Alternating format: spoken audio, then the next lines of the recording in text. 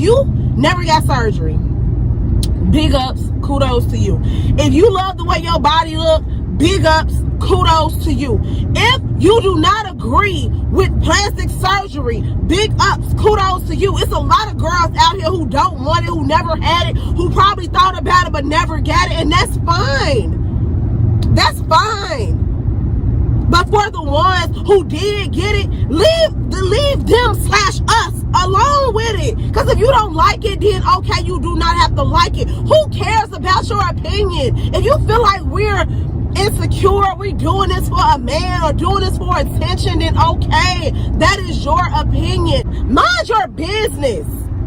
Mind your business. I know that's a stretch with saying that when you put your life on social media. You'll hear women, and in this case I'm talking about black women, say things like, it is her body, it is none of my business. It is her body, it is their bodies, meaning other black women, therefore it is none of my business. Well, actually, contrary to what a lot of people may think, my theory is, it is my business. Because black women have made certain things, like the BBL epidemic, other people's business. How that happened was, like I said, YouTube and the niche, the BBL niche, particularly the videos about black women being close to dying, or in some cases some have died.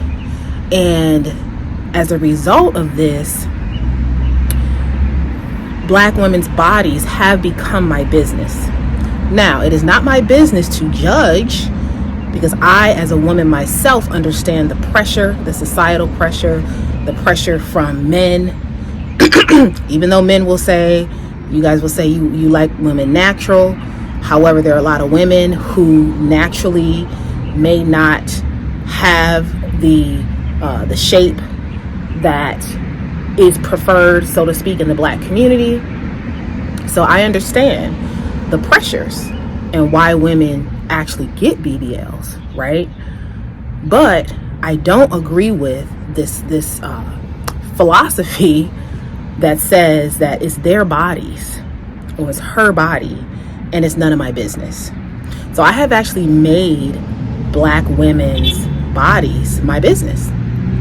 And if you've been following me since I started right here on YouTube, I believe it was 2022, I think 2022 when I started posting videos, you know that some of my earlier videos were analyzing the BBL epidemic, or if you want to call it the BBL pandemic, because this is something that deeply concerns black women.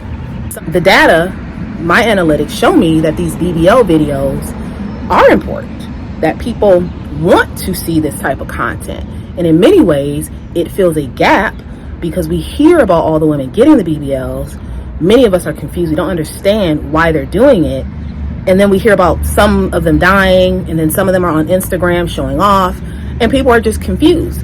When I say that it is my business, what I mean is that black women can do whatever they want to do, but it doesn't exempt me from being able to speak about it. It doesn't exempt me from being able to analyze it and wanting to know, why are black women willing to risk their lives for a bigger butt? So I'm going to keep plugging my body privilege video, because what you guys have to understand is that a lot of the reason as to why there was even a BBL epidemic in the first place goes back to a theory that I call body privilege. And I'll let you watch that video. But essentially, in the black community, there is a different standard. And in many ways, black people have created our own standard of beauty. And that can be a good thing. But if you don't have that body type, because not every black woman is, built the same. If you don't have that body type, then you don't have that privilege in the black community. Now, this privilege may not necessarily extend beyond the black community, so keep that in mind. If we're really being honest, in this culture, there is a such thing as people trying to sell their genetics. We have to be honest about that. Where women who have a certain body type will say, oh, just wear this waist trainer and you can get this shape. Or just do this, take this flat tummy tea, drink this flat tummy tea, or do sit-ups. And the reality is people are trying to profit off of their own genetics. This is something I said in a video about Kenya Moore selling her hair care products. A lot of times black women will buy these products thinking that, oh, if I buy this product, then I can achieve the same outcomes as the person selling it. And the reality is no. A lot of times people look the way they do because of genetics. Not in all cases. Some people do put the work in the gym and so forth. But many women, it is genetics. And so I am also against that, right? We need to be honest, because there's a lot of Instagram influencers selling you a dream. The reality is, to get their body, you would have to get 3 BBLs, right? 3 BBLs to get their body, when theirs came from their great grandmother or something like that. When they, pursue these types of procedures, many of them are not aware that to even achieve the look that they want, they have to keep going back and keep going under the knife. And I've talked about women being competitive. One of my viewers, shout out to her, talked about women pursuing this surgery in an attempt to not be left out. So no woman wants to feel like she's left out. So that's often why women will go as far as getting surgery. But also, and because surgery is so pervasive, to some extent, having a natural body is almost, quote, exotic at this point, because again, there's so many women who are pursuing the route of getting surgery. I've been making things visible on YouTube, and in my book, like I said, since 2022, I've been making things visible, or making the invisible visible, about black women.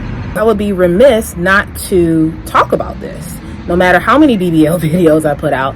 And so this topic of black women, beauty standards, body image, in many ways, this is the PSA that black women didn't tell you was a PSA, a public service announcement. It is a very serious topic. Women are not only losing their lives, but again, encountering a lot of complications. Like I said, a lot of these stories never see the light of day because women are too ashamed to post a video about it or to, talk about it. So there's a lot of shame around this topic, and a lot of women have not and will never come forward and reveal what they struggle with for fear of judgment. And so again, my videos are not about judging, it's about making things visible. Now, if I'm trying to make something visible and someone feels judged, that is unintentional. But it is, I feel like with this platform that I have a responsibility to do that. So yes, black women's bodies are my business. And I am in the business of talking about black women's bodies. And I am also in the business of talking about the things and sharing the things that black women are not saying, right? That is a huge part of my platform, my brand, what I stand for. And so I wanted to clear up some things that I saw in the comments based off of my last couple of videos. As always, you guys, thanks for watching, and stay tuned for more videos. Bye. This is another curated legacy production, and I am here to make the invisible visible about modern black women. I highlight the things that black women didn't tell you about. So like, share, and subscribe. Click the links in the description box to learn more about my business, Curated Legacy LLC, and my coaching and consulting service. Join the Black and Invisible YouTube membership group and purchase my book on Amazon about being an invisible black woman. And as always, stay tuned for more videos.